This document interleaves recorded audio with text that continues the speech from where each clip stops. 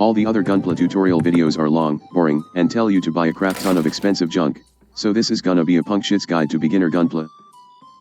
Once you've reached that certain part in your life where you're finally kinda sorta financially stable for once, you'll notice you're still very much broken and isolated as ever, desperately yearning for a simpler time in your childhood where you only think you were happier.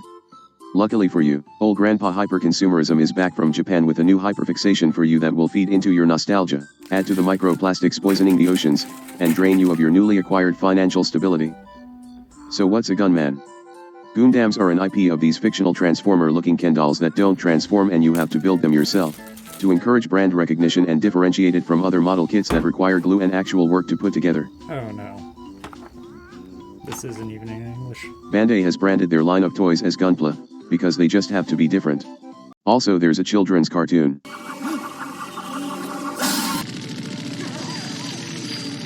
Even those Zeons could have children waiting for them at home. You've grown so wild, Amuro. I don't even know you. I can't believe what you're saying, Mom. You'd rather they got me? Would you prefer that? It's war! I know, but it's not right for my son to wave around a gun like that. Oh, Mom. Are you saying...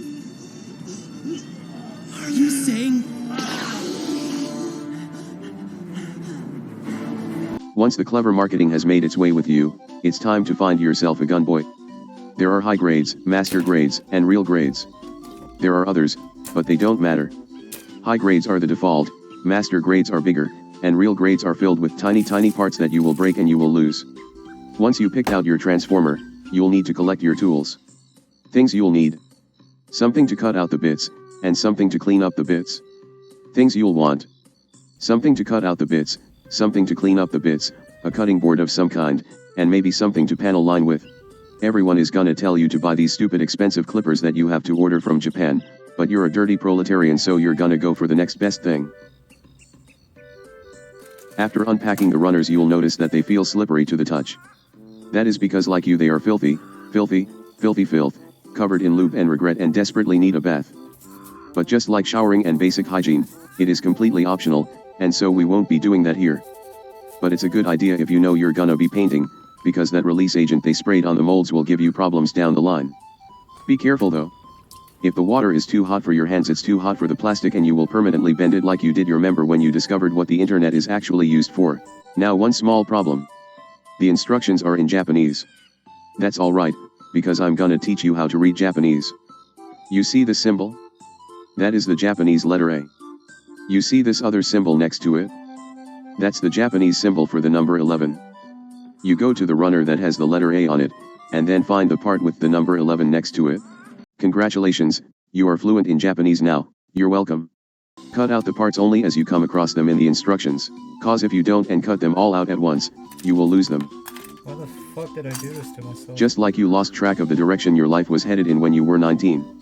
When you're cutting out the parts, cut the plastic away from the parts themselves, as you cut yourself away from all your friends, family and loved ones, and then shave off the excess nubs with your knife.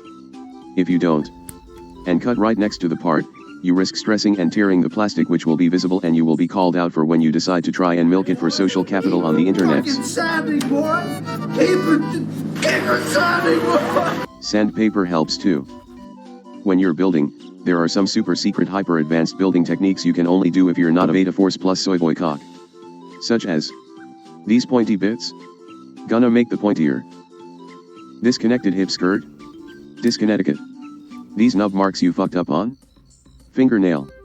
These ugly virgin seam lines. No stressful seam line removal tutorials in this video, we're turning them into CAD alpha panel lines. By stressfully scribing new lines and then scribing even more lines to camouflage them. You do this by being good and talented. Congratulations, you're finally finished, but it looks cheaper than what you actually paid to get it. So one more thing. You see all these tiny detailing in the plastic? We're gonna make that pop with something called panel lining. Now to do this, they tell you to buy their special paints, washes, pens and markers and things. But your broke crusty ass is gonna use a Sharpie, rubbing alcohol, and Q-tips.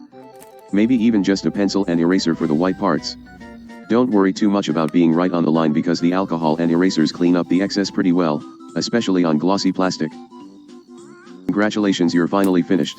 One more thing! Stickers. Nobody uses them.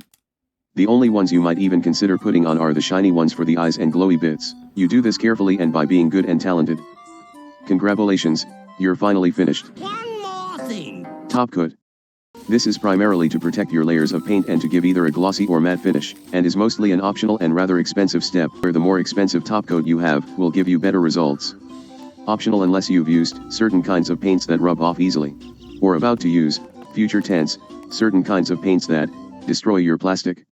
Good luck finding out what those are, you idiot, you absolute buffoon, pee-pee poo-poo brain, goddamn moron. What the fuck, man? Congratulations, you're finally One more thing. This part is supposed to be blue, and it's bugging me. If you were to paint, the best results can be achieved with an airbrush, which will set you back a little bit, but for small detail color correction like this you can get away with using just a paint marker. For best results, empty a bit of the marker into a tray and use a brush. You do this by being good and talented. Metallic Sharpies are surprisingly excellent for those little mechanical details. Congratulations, you're finally— One more thing. Oh! Top coat again. Congratulapapu, you're finally finished, for real this time. You can place it on your shelf as a piece of eye candy that you can truly call your own, and tell yourself and everyone who visits and says, "Hey cool robot," that you're totally not a weeb. It's just a hobby and not a problem at all. For it to be a problem it needs be negatively affecting your life, and it's totally not doing that, so it's perfectly fine. There are weirder hobbies out there, and this is completely normal, one that normal people have. It's fine, you're fine, they're fine, everything's fine, there's no problem at all. Who even said there was a problem? This has been a Punkshit's Guide to Beginner Gunpla. You're welcome. Don't do it. Don't even think about doing it. Don't you dare.